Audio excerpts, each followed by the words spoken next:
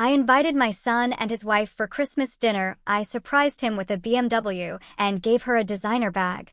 Then my son grinned and my wife said we should teach you a lesson. You get nothing. My daughter-in-law sat there smirking at my shame. I slowly held up an envelope. Good. Then I have one last gift for you both. The second he opened it, his hands began to shake. On Christmas Eve, after I'd given them everything, my son's wife leaned back, a smug smile playing on her lips, and informed me I deserved no gifts. She had no idea the real lesson, the one that would shatter their world, was already hidden right beside me. The house still smelled of roasted turkey and cinnamon, the Christmas tree lights softly blinking in the corner. But the warmth I'd worked so hard to create now felt thin, almost hollow. My name is Eleanor Vance, and at 73, I never thought I'd be spending Christmas alone in my Austin home, sharing a story of betrayal with people who understand it better than my own flesh and blood. Yet, here I am, and surprisingly, I'm at peace. Because some lessons demand everything to learn, but what they give back is more valuable than any gift. They give you yourself. The night everything changed, the house smelled like roasted turkey and cinnamon candles. Our Christmas tree, adorned with 40 years of ornaments Arthur and I had collected, stood tall, its lights casting a soft, familiar glow across the living room. I'd spent 3 frantic days preparing for this, scrubbing already clean floors, polishing silver that rarely saw the light, even making 2 grocery runs for the cranberry sauce Daniel used to adore as a child. I desperately wanted everything to be perfect. When Daniel and Chloe arrived, I hugged my son tight at the door. For a fleeting second, I felt like my boy was back. He still smelled like the cologne Arthur used to wear, and his arms felt strong, safe. But the moment Chloe stepped inside, her eyes began scanning my home, not admiring it, but assessing, taking inventory. Dinner was quiet. Daniel talked about work, and I asked questions. Chloe, though, mostly scrolled through her phone, barely touching the meal I'd spent hours preparing. I noticed a new bracelet on her wrist. It looked expensive, far too expensive for a boutique sales assistant's salary, but I said nothing. Mothers learn to swallow questions when they sense the answers might hurt. After dinner, we moved to the living room for gifts. I handed Daniel a small box first. Inside were the keys to a used BMW I'd been saving for months. Not because I owed him anything, not for his approval, but because a mother's love doesn't disappear just because her heart has been bruised. His face went blank when he saw the keys, then slowly, his eyes filled with shock. "Mom," he whispered, "a BMW? You didn't have to do this." "I wanted to," I said softly. He hugged me then, a real hug, the kind that reminded me of the boy he used to be, before marriage had changed him. Next, I handed Chloe her gift, a designer handbag. She opened it, glanced briefly inside, said "cute," and tossed it onto the couch as if it were a dish towel. No thank you, no appreciation, just casual dismissal. I folded my hands in my lap and waited. It was my turn now. Despite the coldness that had grown between us for months, I still hoped, still believed, that maybe, just maybe, they'd thought of me too. Daniel cleared his throat, shifting in his seat, avoiding my gaze. "Mom," he said slowly, "we didn't get you anything this year." The words hung heavy. I blinked, convinced I'd misheard him. But he kept talking. Chloe said, "You need to learn to give without expecting anything back." He tried to laugh, as if humiliating his mother on Christmas Eve was some light-hearted joke. Chloe leaned back, arms crossed, a small, satisfied smile playing at her lips. Not embarrassed, not apologetic, just utterly satisfied. The room suddenly felt smaller, the tree lights too bright. The warmth I'd worked so hard to create felt hollow. I could have cried, part of me wanted to, but I didn't. Because deep inside, beneath the shock and the hurt, something else stirred, clarity. My hand didn't shake as I reached into the drawer beside my chair. My voice didn't tremble. "Well," I said quietly, "if tonight is about lessons, then let me teach you something." I pulled out a thick, heavy, sealed envelope and placed it on the coffee table between us. Daniel looked confused. Chloe's smile faded just slightly. "Go on," I said. "Open it." They had no idea this night was never going to end the way they expected. But to understand that Christmas Eve, you have to go back to when things first started to change. Back to September, when I first realized something was wrong. It began with silence. Daniel used to call me 3, sometimes 4 times a week. Quick check-ins, just to let his mother know he was thinking of her. Hey, Mom. Just calling to say hi. How's the garden? Did you see that storm coming through? Make sure the shutters are locked. Love you, Mom. Talk soon. Small things, the kind you don't appreciate until they stop. In September, those calls became less frequent. A week passed, then 2, then nearly a month without a single word. I told myself he was busy. Newlyweds need time to build their lives. That's natural, healthy. But mothers feel distance the way you feel a coming storm. Something shifts in the air. Something tightens in your chest. One morning, I walked into my kitchen and saw the basket of oranges I'd bought 4 days earlier. Daniel always loved fresh squeezed juice. When he was little, he'd stand beside me as I cut them, waiting for his glass like it was liquid gold. But now those oranges just sat there untouched. And I realized the only reason I still bought them was for a son who no longer came around. I threw them all away that afternoon. The house felt different after Arthur died. Bigger, quieter. The kind of quiet that presses against your ears until you turn on the television just to hear another human voice. Arthur had been gone 2 years by then. 2 years of waking up to an empty bed. 2 years of cooking meals for one. 2 years of realizing the life you built with someone doesn't disappear when they do. It just keeps going, only now you're walking through it alone. Daniel had been my anchor during that time. He called every day in those first few months. He checked on me, made sure I was eating. He sat with me on the porch and let me cry without trying to fix it. But marriage changed him. Or maybe it was Chloe. At first, I tried to be understanding. She was young, adjusting. Becoming part of a new family isn't easy. But the signs were there, small at first, easy to dismiss if you wanted to lie to yourself. Like the time Daniel mentioned coming over for Sunday dinner, then called an hour before to cancel. Chloe has plans, he said, as if her plans automatically became his. Or the time I invited them both to a gathering at my friend Susan's house. Daniel said yes, but the morning of, Chloe texted me directly, "We won't be able to make it. Daniel needs rest." Not, "we decided," not, "sorry, something came up." Just a statement, like she had authority to speak for him. I stared at that text for a long time. I wanted to call him, to ask if he even knew she'd canceled on his behalf. But I didn't, because I was afraid of the answer. Mothers are taught to be patient, to give space, to trust that love will bring your children back when they're ready. But what they don't tell you is that sometimes space becomes distance, and distance becomes abandonment. And before you know it, you're standing in your kitchen throwing away oranges because the person you bought them for doesn't even remember you exist. By late September, I hadn't seen Daniel in nearly 6 weeks. I tried texting him. Casual things, nothing desperate. "Hope work is going well. Let me know if you want to come by for dinner. Saw your favorite show is back on. Made me think of you. Miss you, sweetheart." He'd reply later, sometimes the next day. "Busy. We'll let you know. Thanks, Mom." "You too." Short, distant, like I was someone he barely knew.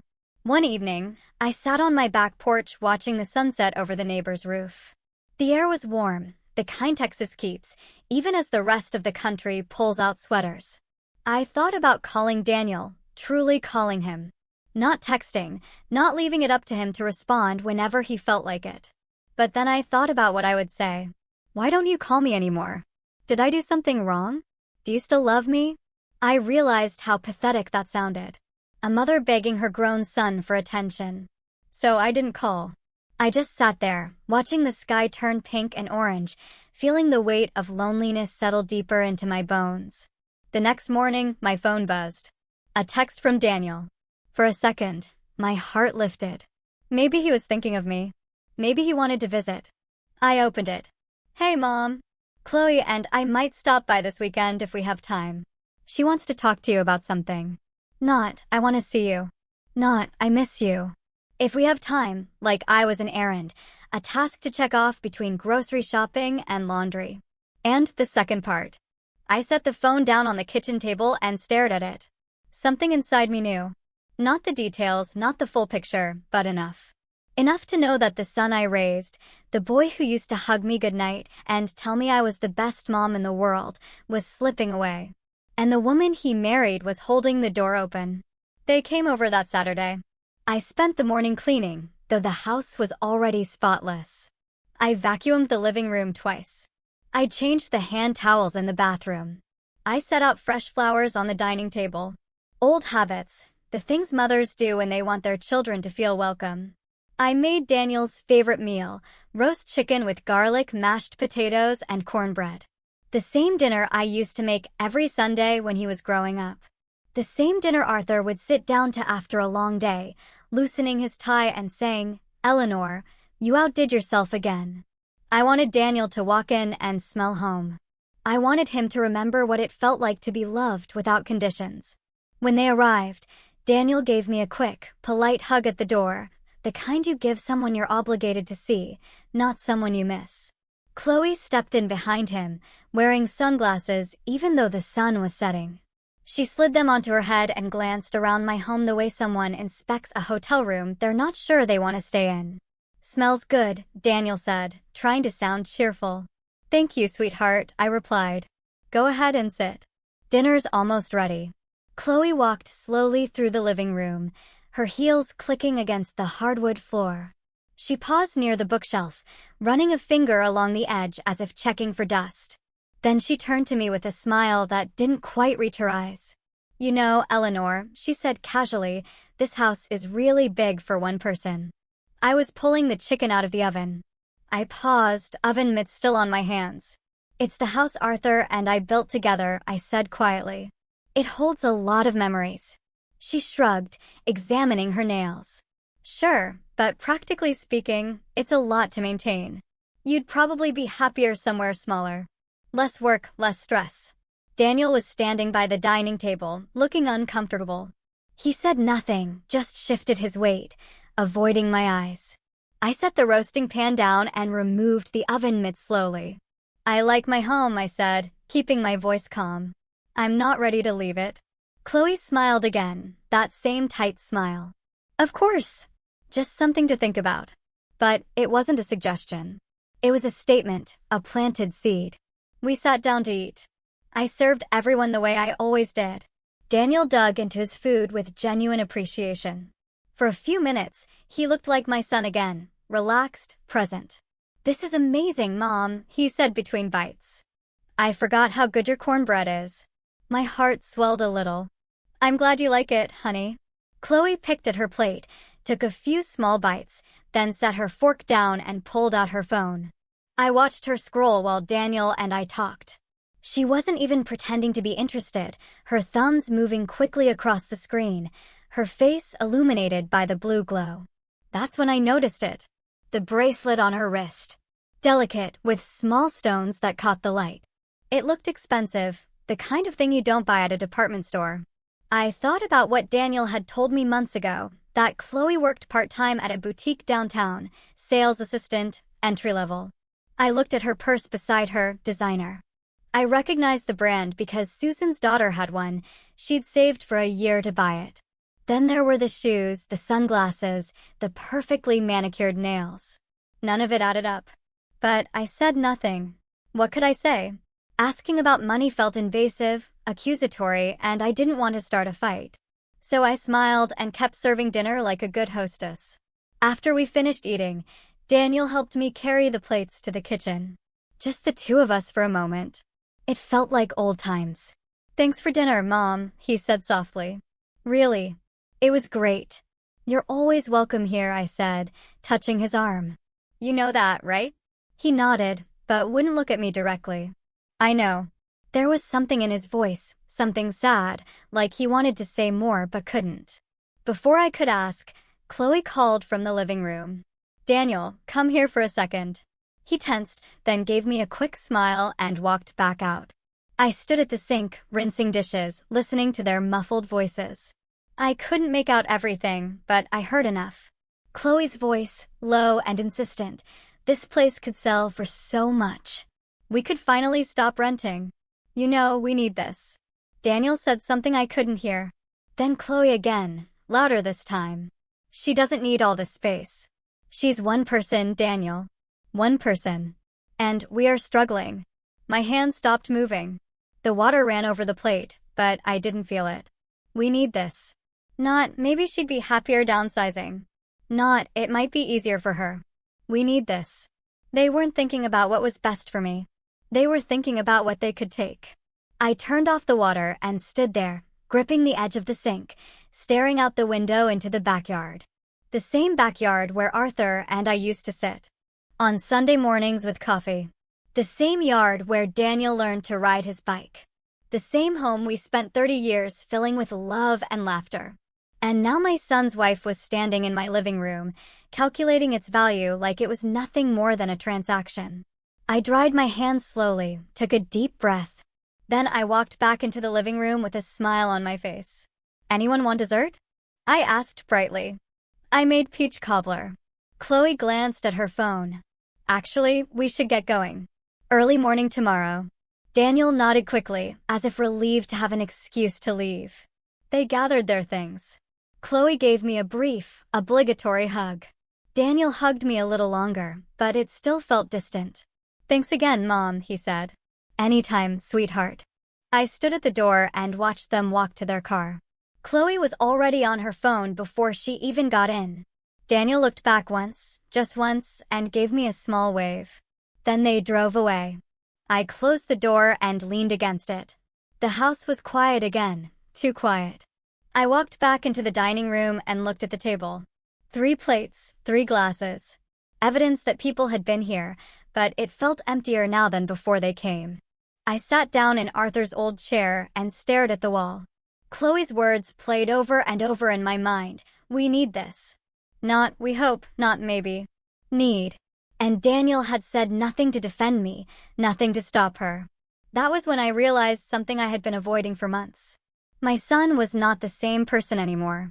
And the woman he married wasn't going to stop until she got what she wanted. 3 weeks passed before I saw them again. 3 weeks of silence. No calls, no texts, nothing. I tried reaching out twice. Once to ask how Daniel was doing, once to see if they wanted to come over for Sunday brunch. Both times he replied with the same excuse. Busy right now, Mom. Maybe next month. Maybe next month. As if his mother was something you penciled in when you had nothing better to do.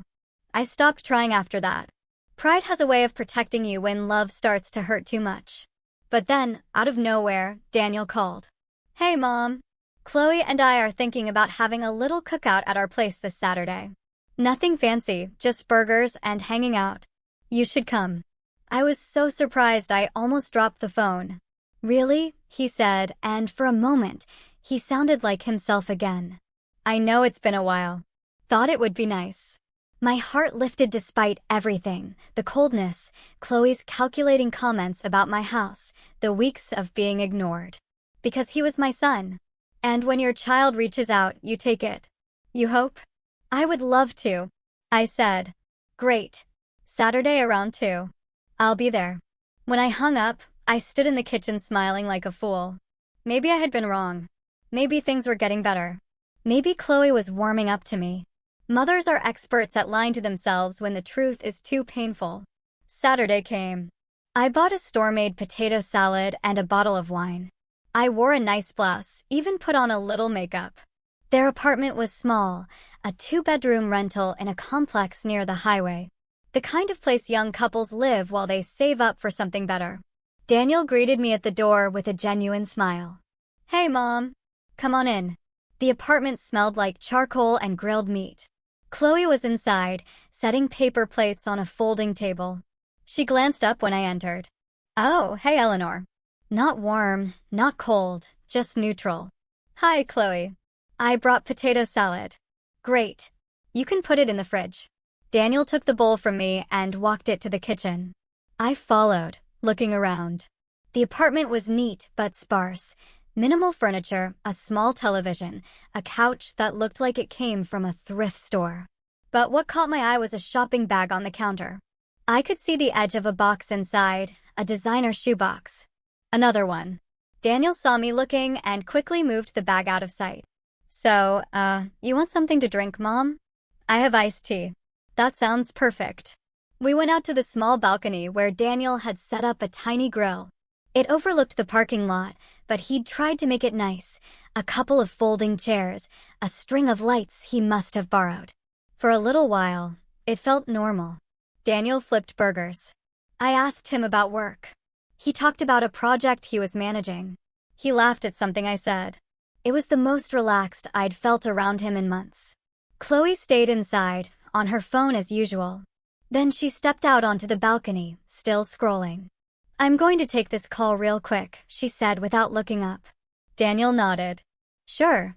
She walked down the stairs toward a small patch of grass near the fence that separated the complex from the next property. Daniel and I kept talking. He told me about a coworker who reminded him of his father, the way the man organized his desk, the way he told terrible jokes, but somehow made people laugh. It was the first time Daniel had mentioned Arthur in months. I smiled, even though my throat felt tight. Your dad would have liked him, I said softly. Daniel nodded. Yeah, he would have. Then I heard it. Chloe's voice. She was standing near the fence, her back to us, phone pressed to her ear. Her voice was low, but the wind carried it just enough. No, he doesn't suspect anything. Just give me time. I froze. Daniel was focused on the grill, oblivious. Chloe kept talking. Once the house sells, everything will fall into place. I just need him to convince her. My stomach dropped.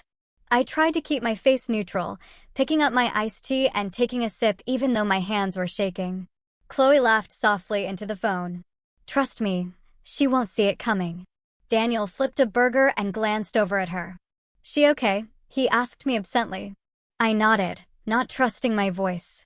Chloe said a few more words I couldn't make out, then ended the call. She turned and walked back up the stairs, slipping her phone into her pocket like nothing had happened. Everything good? Daniel asked. Yeah, just work stuff, she said smoothly. She sat down beside me and smiled. That same tight smile I'd seen at my house. I looked at her, truly looked at her, and for the first time, I didn't see my son's wife. I didn't see someone trying to adjust to a new family. I saw someone with a plan. The rest of the cookout passed in a blur. I don't remember what we talked about, what the food tasted like. All I could hear was her voice. Once the house sells, everything will fall into place. Not if, but once, like it was already decided. When it was time to leave, Daniel walked me to my car. Thanks for coming, Mom, he said. It was really good to see you. I hugged him. Tighter than usual. I love you, sweetheart, I said. Love you too. I got in my car and drove home in silence, my mind racing. Who is she talking to? What did she mean? He doesn't suspect anything. Was she talking about Daniel? Was there someone else? And the house? My house? She was already planning for it to be sold, already dividing up money that wasn't hers, already treating my home like a done deal. I pulled into my driveway and sat there for a long time, staring at the front door. The house Arthur and I saved for. The house we painted together. The house where we raised our son. She wanted it, and she was using Daniel to get it. But worse than that, there was something else going on. Something Daniel didn't know about. Something she was hiding. I needed to know the truth. Not guesses, not suspicions. The truth. I pulled out my phone and scrolled through my contacts until I found Susan's number. She answered on the second ring. Eleanor, everything okay? No, I said quietly. I need your help. There was a pause. Come over, she said. Right now. I started the car and backed out of the driveway because I was done pretending everything was fine. I was done waiting for things to get better on their own. If my son was being manipulated, if my home was being targeted, if there were secrets being kept, I needed to know, and I was going to find out. Susan lived 10 minutes away in a small yellow house with a garden that always looked better than mine.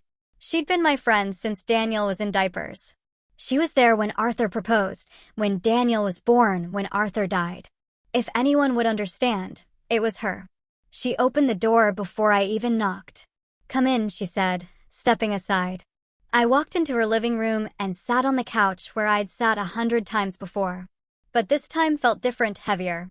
Susan poured 2 glasses of sweet tea and handed me one. Then she sat down across from me and waited. I told her everything. The calls that stopped, the dinner where Chloe suggested I sell my house, the cookout where I overheard her talking about a plan, the expensive things she kept buying, the way Daniel had changed. When I finished, Susan was quiet for a long moment.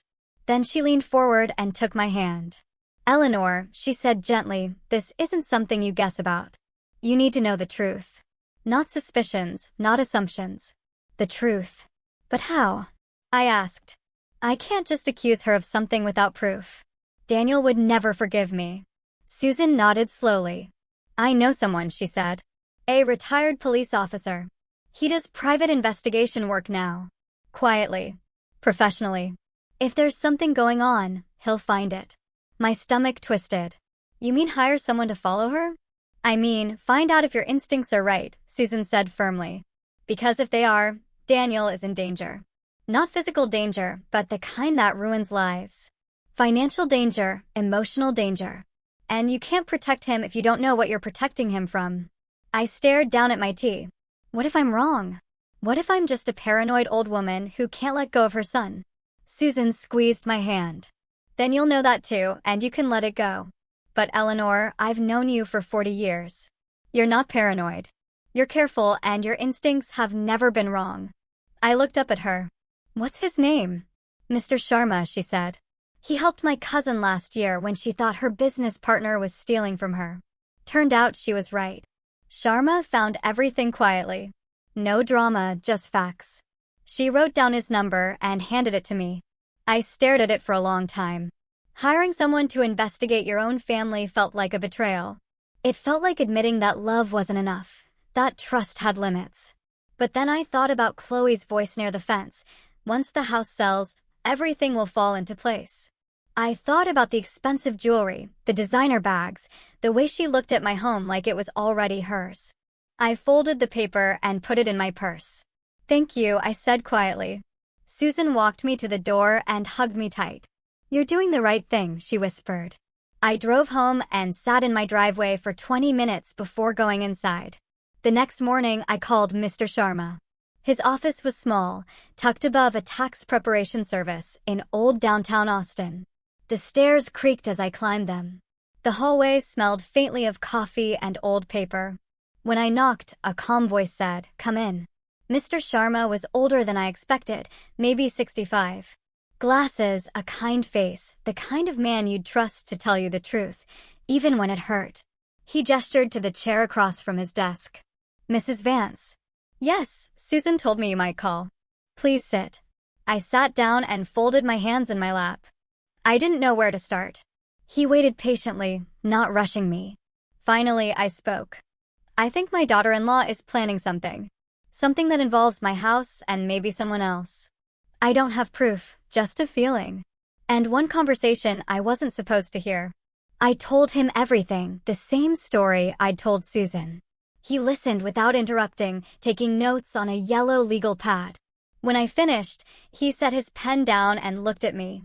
"Mrs. Vance," he said gently, "what you're describing sounds like a pattern. The expensive items, the pressure to sell your home, the private phone calls, these are not random. They suggest intent. So, you think I'm right?" "I think you deserve to know the truth," he said. "And I can help you find it. But I need to be honest with you about something." I nodded. "If I look into this, I may find things you don't want to see. Things about your daughter-in-law, maybe things about your son. The truth does not always feel good." My throat tightened. "I understand." He leaned back in his chair. "I will need 2 weeks, maybe less. I will follow her, document her activities, look into her finances if possible, see who she is meeting with, and then I will bring you everything I find." "How much will this cost?" He named a price. It was more than I wanted to spend, but less than losing my home, less than watching my son be used. "Okay," I said. He nodded and stood, extending his hand. "I will be in touch soon." I shook his hand and left. The next 2 weeks were the longest of my life. I tried to keep myself busy. I cleaned the house even though it didn't need it. I baked bread I didn't eat. I organized closets that were already organized. Every time my phone rang, my heart jumped. But it was never him. Just telemarketers, just spam calls. Daniel texted me once during those 2 weeks. Hey mom. Hope you are doing okay. We will try to visit soon. We will try. Not, we miss you. Not, we want to see you. We will try. I stared at that message for a long time before replying. Looking forward to it, sweetheart. I didn't hear back. At night, I lay awake staring at the ceiling, imagining what Sharma might find.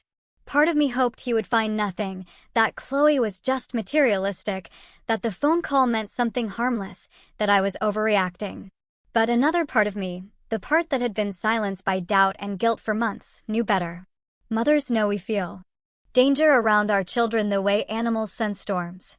And I had been sensing the storm for a long time. On the 14th day, my phone rang. A blocked number. I answered. Mrs. Vance, this is Mr. Sharma. My hand tightened around the phone. Yes, he said quietly. I have what you asked for. You should come by. My heart sank. Did you find something? There was a pause. Yes, he said. I think it is better if we talk in person. I closed my eyes. I will be there in an hour. I hung up and sat down on the edge of my bed. My hands were shaking. For 2 weeks, I had been telling myself that maybe I was wrong. Maybe this was all in my head. Maybe I was just a lonely widow looking for problems where there were none. But the tone in Sharma's voice told me everything I needed to know. He had found something, and it was bad. I stood up slowly, grabbed my purse, and walked to my car. The drive to his office felt longer than it should have. Every red light seemed to last forever. Every turn felt deliberate. When I finally climbed those creaky stairs again and knocked on his door, he opened it immediately. His face was serious. Come in, Mrs. Vance. I walked inside and sat in the same chair I had sat in 2 weeks ago. Sharma sat down across from me and placed a thick manila folder on the desk. He looked at me for a long moment. Before I open this, he said gently, I want you to know that what you are about to see is going to hurt. But you asked for the truth, and you deserve it. I nodded, my throat too tight to speak. He opened the folder slowly, and then he said the words I will never forget. You should brace yourself. The first thing Mr. Sharma pulled from the folder was a photograph. He slid it across the desk toward me without saying a word. I picked it up with trembling hands. It was Chloe, standing outside a restaurant I didn't recognize, wearing a dress I'd never seen her in, smiling. But she wasn't alone. A man stood beside her, tall, well-dressed. His hand rested on the small of her back in a way that was far too familiar, too comfortable. I stared at the photo, trying to make sense of it. Who is this? I asked quietly. His name is David Brennan, Sharma said. He owns a commercial real estate firm in San Antonio. I looked up at him. Real estate. Sharma nodded slowly. He pulled out another photograph. This one showed Chloe and the same man getting into a sleek black car. His hand was on her waist again. She was laughing. Another photo. The two of them entering a hotel. My stomach turned. How long has this been going on? I asked, my voice barely above a whisper. At least 4 months, Sharma said. Maybe longer. I followed her on 3 separate occasions. Each time she met with him. Lunch, dinner, hotels. He paused. Mrs. Vance, I need to show you something else. He pulled out a stack of printed pages. Receipts, bank statements, credit card bills. Chloe has been spending money well beyond what her income should allow, he explained. The boutique where she works pays about $12 an hour. She works part-time. That is maybe $1,500 a month after taxes. He pointed to one of the receipts. This bracelet she bought 2 weeks ago. $3,000, paid in cash. Another receipt. This purse. $2,200. Also cash. He spread the papers out in front of me. In the last 6 months, she has spent close to $30,000 on luxury items. None of it traceable to credit cards in her name. All cash purchases. I stared at the numbers. Where is she getting the money? Sharma's expression darkened. That is where it gets worse. He pulled out another document. An email, printed, highlighted in places. I was able to access some communication between Chloe and Mr. Brennan through a contact I have. This email was sent 3 weeks ago. He handed it to me. I read it slowly. The words blurred at first. I had to blink several times to focus. It was from Chloe to David. The subject line read, "Timeline update." I kept reading. Daniel is finally coming around. I have been working on him for months about the house. He is starting to see it my way. His mother does not need that much space. Once I convince him to talk her into selling, we can move forward. The property is worth at least $600,000, maybe more depending on the market. Daniel will inherit it eventually, but we do not have time to wait for that. I need him to push her to sell now while she is still healthy and can be persuaded. Once the sale goes through, Daniel and I will have enough for a decent down payment on our own place. That should keep him happy and distracted for a while. After the divorce is finalized, you and I can move forward without any complications. He still does not suspect anything. Just keep being patient. This will all be worth it. I read it 3 times. Each time the words hit harder. After the divorce is finalized, he still does not suspect anything. Once the sale goes through. My hand started shaking so badly I had to set the paper down. She's planning to leave him, I whispered. Sharma nodded. Yes, but not until after she gets what she wants. The plan seems to be this. Convince Daniel to pressure you into selling your home. Use the proceeds to buy a house together. Then, once everything is settled and the money is secure, she files for divorce. In a marriage that's short, with joint property involved, she could walk away with a significant amount. I felt sick. And Daniel has no idea? None, Sharma said. From what I can tell, he believes she loves him. He believes they are building a life together. He has no idea she is using him as a stepping stone. I pressed my hand to my mouth.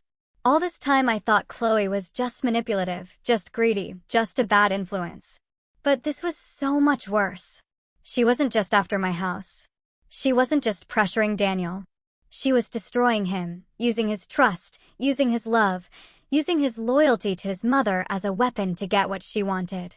And when she was done, she was going to leave him with nothing. Sharma reached across the desk and placed a steady hand on the table near mine. I know this is hard to hear, he said gently. But you needed to know, because if you don't stop this, your son is going to lose everything. His marriage, his money, and possibly his relationship with you if he blames you for not selling when she asked. I looked up at him, tears blurring my vision. What kind of person does this? I whispered. Sharma's face was kind but firm. The kind who sees people as tools, not as human beings. He gathered the photos and documents back into the folder and closed it.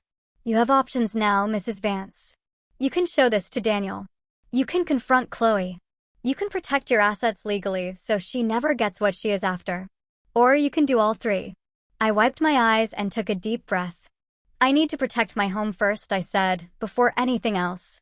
If she's planning to manipulate Daniel into making me sell, I need to make sure that is not even possible. Sharma nodded. Smart. I know a good family attorney, someone who specializes in estate planning and asset protection. I can give you her number. Please. He wrote down a name and number on a small card and handed it to me. Attorney Olivia Hayes. She will be able to help you set up a trust or other legal protections. Make sure your property stays yours no matter what anyone tries. I took the card and slipped it into my purse along with the folder. Thank you, I said quietly, for finding the truth, even though it hurts. Sharma stood and walked me to the door. Mrs. Vance, he said as I stepped into the hallway. You are stronger than you think, and you are doing the right thing, not just for yourself, for your son, too. I nodded, though I wasn't sure I believed him. I walked down those creaky stairs and out into the sunlight. The world looked the same as it had an hour ago. The same streets, the same sky, the same warmth in the air, but everything had changed. I got into my car and sat there for a long time, staring at the folder on the passenger seat. Inside were photographs of betrayal, proof of lies, evidence of a plan designed to destroy my son's life and steal everything Arthur and I had worked for. I thought about Daniel, the way he used to look at Chloe when they first started dating, like she was the most wonderful thing that had ever happened to him. I thought about the way he defended her, the way he pulled away from me to make her happy. And now I knew why. Because she had been whispering in his ear for months, planting seeds of doubt, making him believe that his mother was the problem, that I was holding them back, that my house was an opportunity, not a home. And he believed her because he loved her, and she was using that love like a tool. I picked up the folder and held it against my chest. She was never coming for just my son. She was coming for everything. But she made one mistake. She underestimated me. She thought I was just a lonely old widow who would do anything to keep her son happy. She thought I would be easy to manipulate, easy to pressure, easy to break. She was wrong. I started the car and pulled out of the parking lot. I had work to do. And this time, I wasn't going to wait for someone else to protect me. I was going to protect myself, and I was going to protect my son, whether he knew he needed it or not. The next morning, I called attorney Olivia Hayes. Her office was downtown in one of those newer buildings with glass windows and polished floors, the kind of place that felt professional. I needed serious. The receptionist led me to a small conference room where Olivia was waiting. She was younger than I expected, maybe in her late 30s, with sharp eyes and a calm presence that put me at ease immediately. "Mrs. Vance," she said, standing to shake my hand. "Mr. Sharma told me you might be calling. Please have a seat." I sat down and placed the folder Sharma had given me on the table between us. "I need to protect my home," I said simply. "And I need to make sure no one can pressure me into selling it. Not my son, not his wife, no one." Olivia nodded and opened a notepad. "Tell me what's going on." I told her everything, the whole story. Chloe's manipulation, the affair, the plan to use Daniel to convince me to sell, the emails outlining her timeline. Olivia listened without interrupting. When I finished, she sat back in her chair and folded her hands. "Mrs. Vance, you have more control than you realize," she said, "and we can make sure it stays that way." She explained it to me in terms I could understand, a living trust.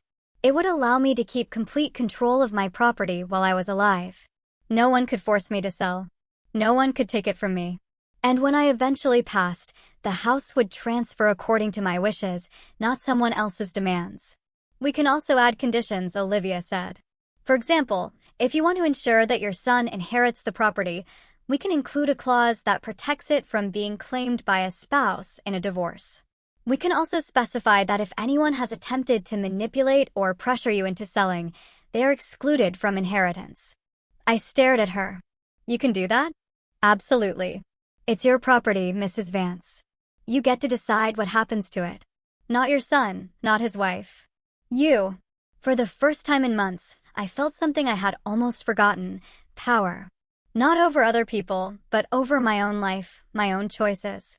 "I want that," I said firmly. "All of it." Olivia smiled. "Good. I'll draft the documents.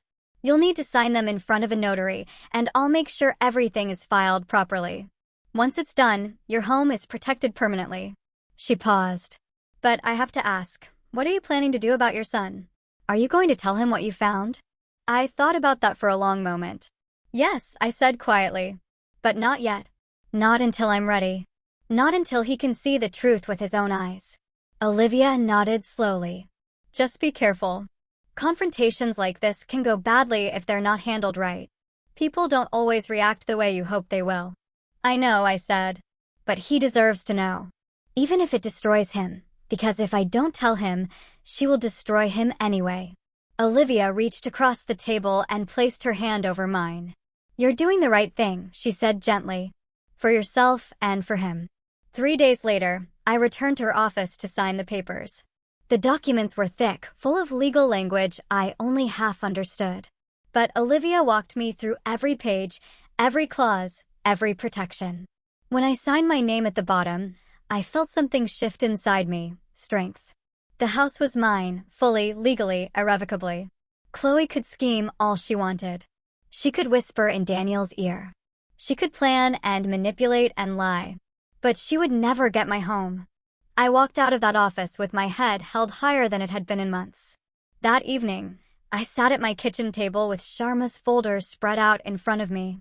Photographs, receipts, emails, bank statements, evidence of betrayal, proof of lies. I studied every detail. I memorized the timeline. I read the emails until I could recite them from memory. And then I started planning. I thought about Daniel, about the son I raised, the boy who used to hold my hand when we crossed the street.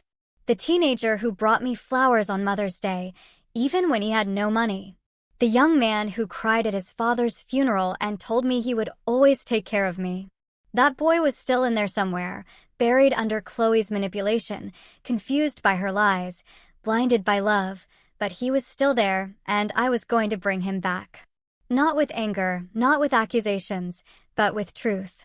I needed him to see what I had seen, to feel the betrayal I had felt, to understand that the woman he loved was using him as a tool to steal from his own mother. But I also needed to be smart. If I just showed him the folder and said, "Look what your wife is doing," he would defend her. He would make excuses. He would accuse me of being jealous or controlling or unable to let go. That's what people do when the truth is too painful. They reject it. They protect the lie because the lie feels safer. So I needed a moment.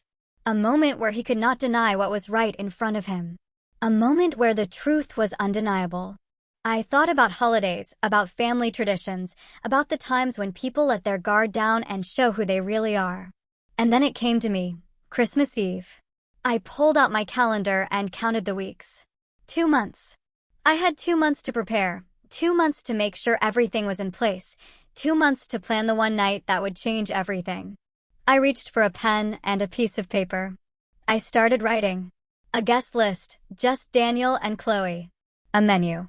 Daniel's favorite foods, the meal I used to make when he was a boy. Gifts. I thought carefully about this. What would mean something to Daniel? What would show him I still loved him even after everything? A car. He'd been talking about wanting a nicer vehicle for months. I had been saving, not because I owed him anything, but because love doesn't stop just because it has been hurt. And for Chloe? A designer handbag, not because she deserved it, but because I needed her to feel safe, comfortable, unsuspecting. I wanted her to think she had one. I wanted her to believe that I was just a foolish old woman showering them with gifts because I was desperate for their approval. And then, when she was at her most confident, when she thought the night was going exactly as she planned, I would present the truth. Not with shouting, not with tears, just facts. Photographs, emails, receipts. Let the evidence speak for itself. I folded the paper and set it aside. Then I pulled out a large manila envelope from the drawer, the kind with a metal clasp. Slowly, carefully, I placed every piece of evidence inside. The photos of Chloe with David, the receipts showing cash purchases, the printed emails outlining her plan, the bank statements. All of it. I sealed the envelope and wrote Daniel's name on the front in neat handwriting. Then I placed it in the drawer of the table beside my favorite chair in the living room. The same chair where I would sit on Christmas Eve. The same chair where I would hand my son the truth. I stared at the envelope for a long time. Part of me wanted to call Daniel right now, to warn him, to beg him to see what was happening before it was too late. But I knew that wouldn't work. He had to see it himself. He had to feel the weight of betrayal in his own hands. I closed the drawer and stood up. 2 months. I could wait 2 months. I had waited this long already. I walked to the window and looked out at the street. The sun was setting. The sky was turning pink and orange the way it always did in Texas. For the first time in a long time, I didn't feel afraid. I didn't feel weak. I felt ready. Chloe thought she was playing a game. She thought she had all the pieces in place. She thought she was 10 steps ahead. But she forgot something. Mothers don't give up on their children. Not when they are in danger. Not when they are being used. Not when they are being destroyed by someone who does not truly love them. I turned away from the window and whispered to the empty room, Christmas Eve. The weeks passed slowly. November came and went. The weather cooled slightly, though in Texas, that just meant you could walk outside without feeling like you were stepping into an oven. I spent those weeks preparing, not just for Christmas Eve, but for everything that would come after. I contacted a dealership about a used BMW, something reliable, something Daniel would love. The salesman showed me a few options, and I chose one that was 3 years old but looked brand new. Clean interior, low mileage, the kind of car a young man starting his career would be proud to drive. I paid for it in full. No financing, no loans. It sat in the dealership lot with my name on the paperwork, waiting for Christmas Eve. I also went to the designer store downtown, the one where women with more money than sense spent hours browsing handbags that cost more than my monthly grocery bill. The saleswoman approached me with a polite smile. "Can I help you find something?" "I need a handbag," I said. "Something expensive, something that would impress a young woman who likes luxury." She showed me several options. I chose one that looked elegant but understated, the kind Chloe would want to show off in photos. I paid for it the same way I paid for the car, in full. No hesitation. The saleswoman wrapped it carefully in tissue paper and placed it in a branded bag. "Lucky recipient," she said with a smile. I nodded, but didn't smile back. Lucky was not the word I would use. By early December, I was ready to send the invitation. I sat at my kitchen table with my phone in my hand, staring at Daniel's name in my contacts. I could have just called, but a text felt safer, less likely to lead to questions I wasn't ready to answer yet. I typed carefully. "Hi, sweetheart. I would love to have you and Chloe over for Christmas Eve dinner. It has been too long since we spent the holidays together. Let me know if you can make it. Love, Mom." I hit send before I could overthink it. 3 hours later, my phone buzzed. It wasn't Daniel who replied. It was Chloe. "Hi, Eleanor. That sounds great. We will be there. Also, I have been meaning to talk to you about the house situation. Christmas Eve would be a perfect time to discuss it. See you then." I stared at the message. She couldn't help herself. Even in a response to a simple dinner invitation, she had to bring up the house. She had to remind me that she had an agenda, that this wasn't just a family gathering for her. It was an opportunity. I set the phone down and took a deep breath. She thought she was walking into a negotiation, a chance to finally convince me to sell. A moment where she could push Daniel to pressure me in person, face to face, until I gave in. She had no idea what she was really walking into. Daniel texted an hour later. "Thanks, Mom. Looking forward to it."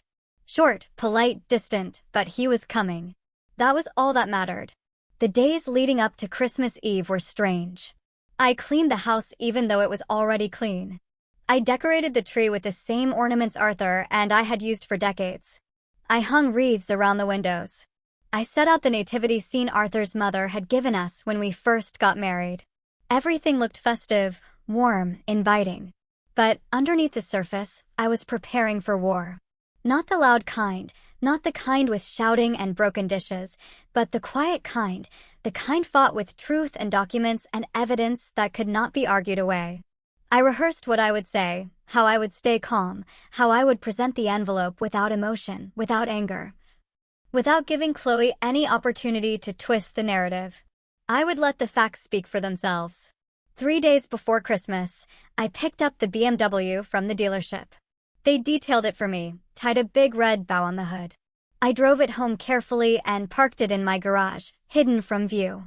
Daniel wouldn't see it until Christmas Eve. I also wrapped Chloe's handbag, expensive paper, a silk ribbon. I made it look like I had put thought into it, like I cared, because I needed her to believe I was still trying to win her approval. The night before Christmas Eve, I couldn't sleep. I lay in bed staring at the ceiling, thinking about everything that could go wrong. What if Daniel didn't believe me? What if he thought I had fabricated the evidence? What if he chose Chloe over the truth? What if he walked out and never spoke to me again? The thoughts circled in my mind like vultures. But then I thought about the alternative. If I did nothing, Chloe would continue manipulating him. She would pressure him into convincing me to sell my home. She would take the money, file for divorce, and leave him devastated and broke. And he would never know that I could have stopped it, that I had the truth in my hands and chose to stay silent. I couldn't live with that. Whatever happened tomorrow, at least Daniel would know. At least he would have the chance to see who Chloe really was. What he did with that information was up to him. But I would not let him walk blindly into destruction. I got out of bed and walked to the living room. I opened the drawer where I had placed the envelope weeks ago. It was still there, sealed, heavy with the weight of truth. I picked it up and held it for a moment. Then I carried it to my bedroom and set it on the nightstand beside my bed. Tomorrow I would place it in the drawer next to my chair in the living room where it would wait, hidden, ready. I climbed back into bed and closed my eyes. And for the first time in months, I fell asleep without anxiety twisting in my chest because I was no longer waiting for something terrible to happen. I was ready for it. Christmas Eve morning arrived with clear skies and warm air. I woke up early, made coffee, sat on the back porch, and watched the sun rise over the neighbor's fence. The world felt quiet, peaceful. I thought about Arthur, about what he would say if he were here. He would probably tell me I was doing the right thing. That protecting Daniel meant telling him the truth, even when it hurt. Arthur never liked liars. He had no patience for manipulation or deceit. He would have hated Chloe. I finished my coffee and went inside. There was work to do. I spent the morning cooking. Roast turkey, garlic mashed potatoes, cornbread, green beans with bacon, cranberry sauce, all of Daniel's favorites. The house filled with the smell of home, the kind of smells that make you feel safe, loved. I set the table with the good china, the silverware Arthur and I had received as a wedding gift. The cloth napkins I only used on special occasions. Everything looked perfect. I placed the wrapped handbag under the tree. I put the small box with the car keys beside it. Then I walked to my bedroom and picked up the envelope. I carried it to the living room and placed it in the drawer beside my chair. Out of sight, waiting. I stood there for a moment, staring at the closed drawer. Tonight, everything would change. Either Daniel would see the truth and choose to protect himself, or he would reject it and choose Chloe. Either way, I would know. And I would finally stop living in this painful limbo of watching my son be destroyed and being powerless to stop it. I took a deep breath. Then I went to the kitchen to finish preparing dinner. It was almost time. They arrived at 6 o'clock sharp. I heard the car pull into the driveway and took a deep breath before opening the door. Daniel stood on the porch, holding a bottle of wine. He smiled when he saw me, but it didn't quite reach his eyes. The kind of smile you give when you aren't sure what to expect. "Hey, Mom, Merry Christmas." "Merry Christmas, sweetheart." I hugged him tight. He hugged back, but only for a moment before stepping away. Chloe walked up behind him, scrolling on her phone. She glanced up briefly. "Hi, Eleanor. Something smells good." "Thank you. Come in. Dinner is almost ready." They stepped inside. Daniel looked around at the decorations, the tree, the table set with china. "Wow, Mom, you really went all out." "I wanted it to be special," I said softly. Chloe wandered into the living room, her eyes scanning everything. The furniture, the walls, the windows. She was doing it again, assessing, calculating. I watched her for a moment, then turned back to Daniel. "Would you like something to drink before dinner?" "Sure, I'll take some water." We walked to the kitchen together. Just the two of us. For a brief second, it felt normal. "How have you been, Mom?" he asked. "Good," I said, pouring him a glass. "Busy getting ready for tonight?" He nodded, but his mind seemed somewhere else. "And you?" I asked. "How's work?" "Fine. Busy. You know how it is." He took the glass and drank without looking at me. I wanted to reach out, to touch his arm, to tell him everything right then and there, but I held back. "Not yet." Chloe appeared in the doorway. "Daniel, come look at this." He glanced at me, then walked out of the kitchen. I stood there alone, gripping the edge of the counter. Dinner was tense. We sat at the table with plates full of food, but the conversation felt forced, hollow. Daniel talked about work. I asked polite questions. Chloe said almost nothing. She picked at her turkey, scrolled through her phone between bites, and checked her watch twice, like she had somewhere better to be. I tried to ignore it. I focused on Daniel, on the way he ate the mashed potatoes the same way he had as a child, mixing in too much butter. For a moment, I allowed myself to remember the boy he used to be. The boy who laughed at my terrible jokes. The boy who helped me carry groceries without being asked. The boy who told me I was the best cook in the world, even when I burned the roast. That boy was still in there. I had to believe that. After dinner, we moved to the living room. The tree lights blinked softly. The room felt warm, almost peaceful, but my heart was pounding. "Should we do gifts?" I asked, keeping my voice light. Daniel nodded. "Sure."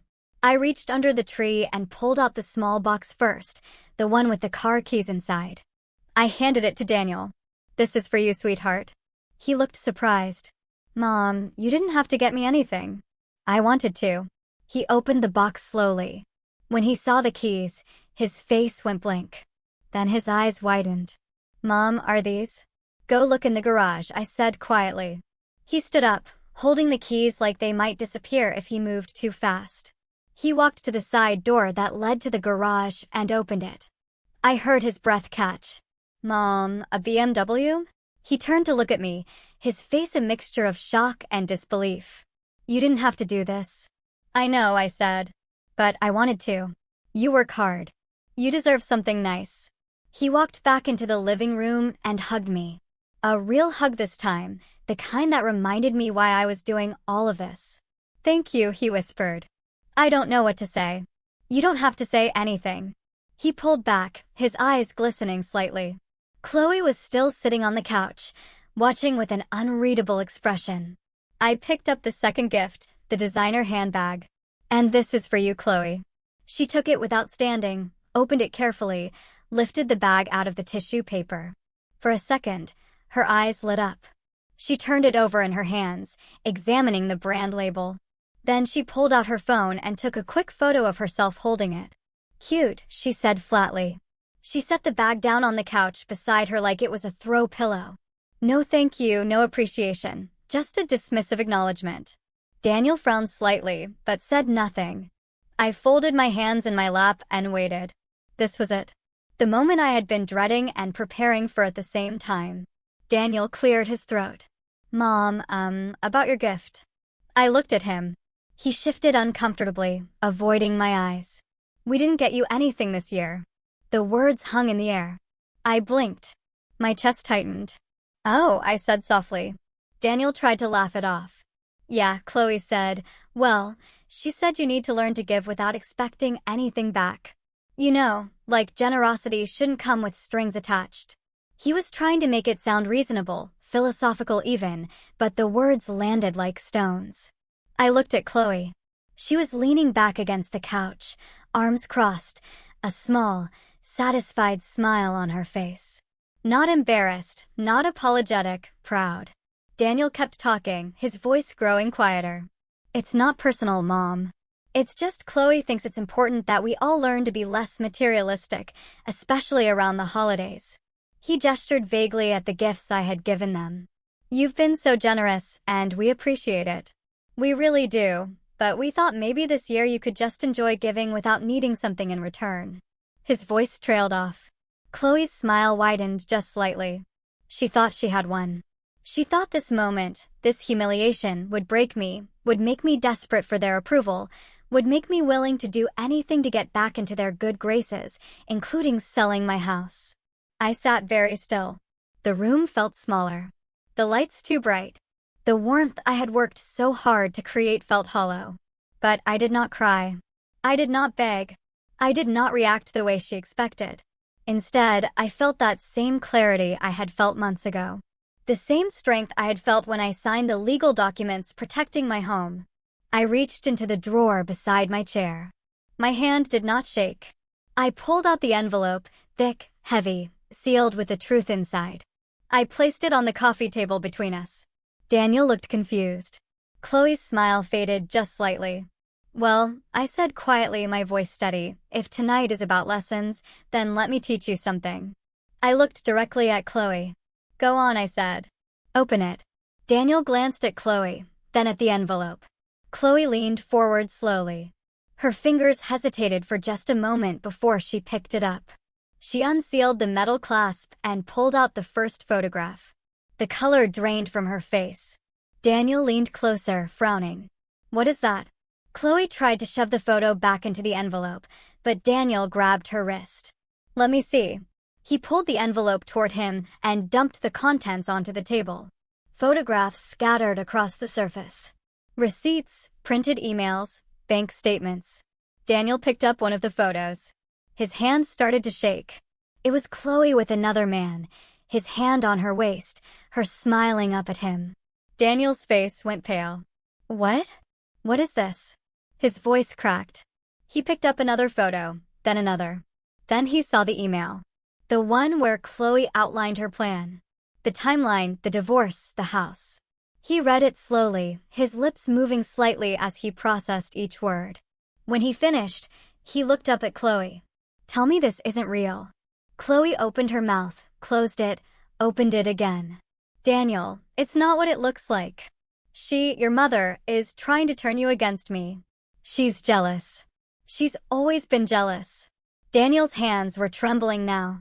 Then explain the photos. Explain the emails. Explain this.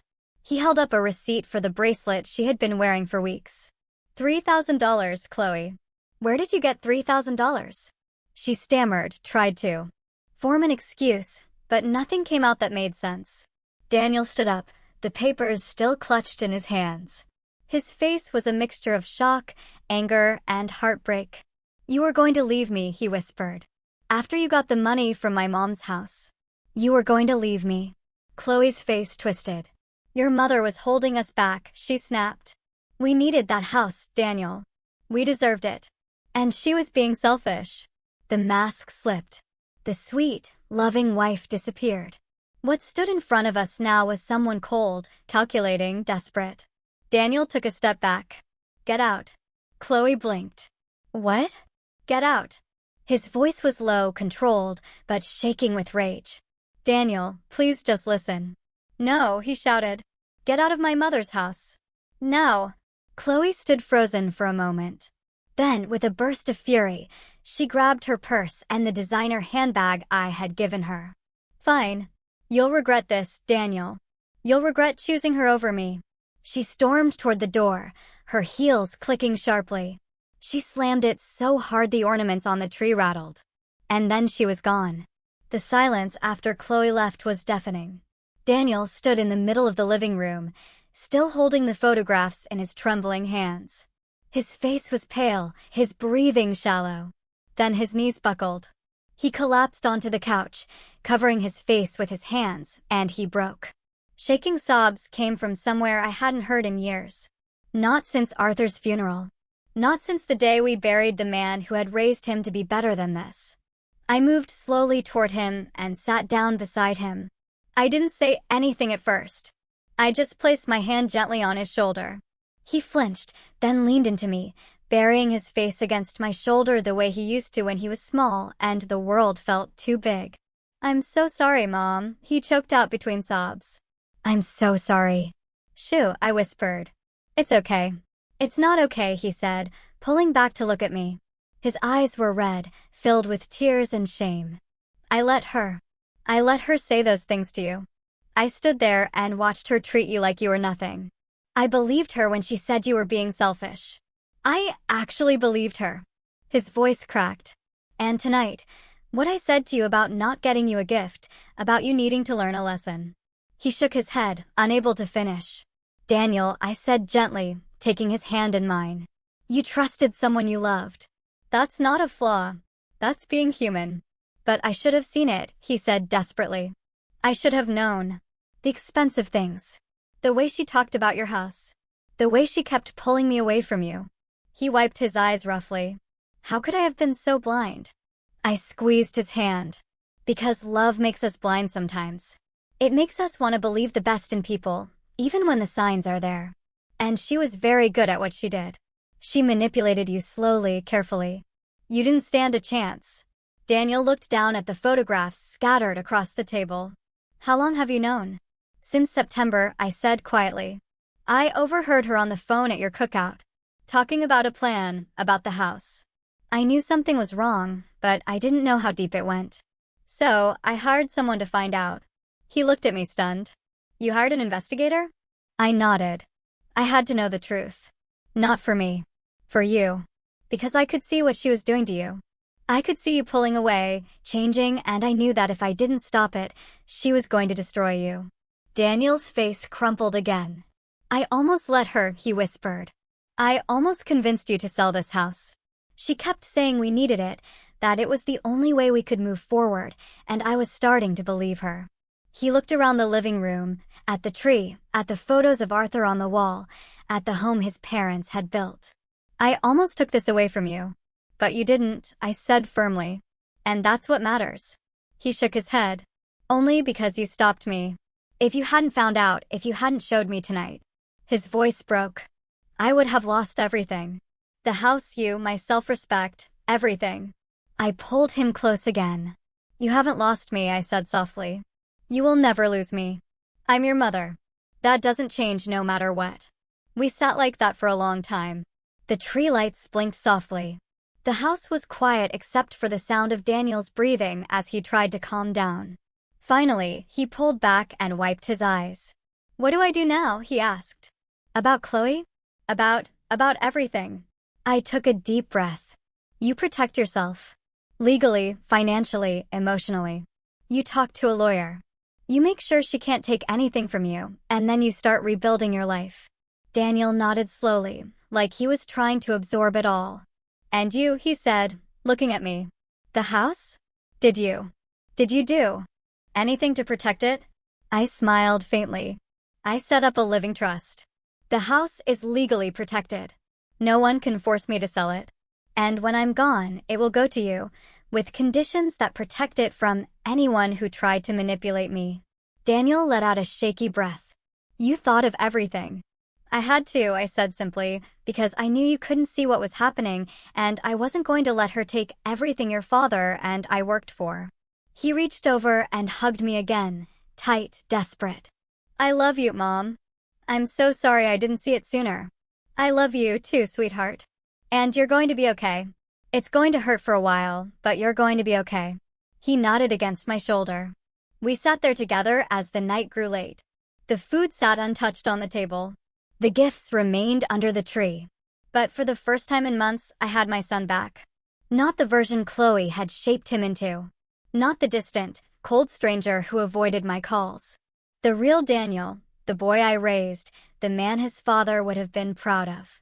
Eventually, Daniel stood up. I should go, he said quietly. I need to figure out where I'm staying tonight. I can't go back to the apartment. You'll stay here, I said firmly.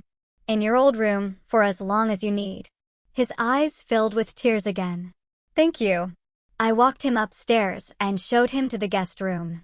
The same room he had slept in as a teenager. I had kept it the same all these years. Just in case. Get some rest, I said. We'll figure everything out tomorrow. He nodded and closed the door. I walked back downstairs and stood in the living room, looking at the mess on the coffee table. The photographs, the emails, the evidence of betrayal. I gathered it all up slowly and placed it back in the envelope. Then I walked to the fireplace and stared at the flames I had lit earlier. Part of me wanted to burn it all, to destroy the evidence and pretend none of it had ever happened. But I didn't, because Daniel might need it for the divorce, for the lawyers, for proof of what she had done. I set the envelope aside and sat down in my chair. The house was quiet now, peaceful. Christmas Eve hadn't given me joy. It hadn't given me the warm family gathering I had hoped for when I sent that invitation weeks ago. But it had given me something more important. Clarity. And my son back. I thought about Chloe. About where she was right now. Probably calling David. Probably already planning her next move. But she had lost. She hadn't gotten the house. She hadn't gotten the money. And she had lost Daniel. All because she underestimated a mother's love. All because she thought I was weak. I smiled faintly and looked at the tree. The ornaments Arthur and I had collected over the years blinked softly in the light. We did it, Arthur, I whispered. We protected him. I sat there for a long time, thinking about everything that had happened.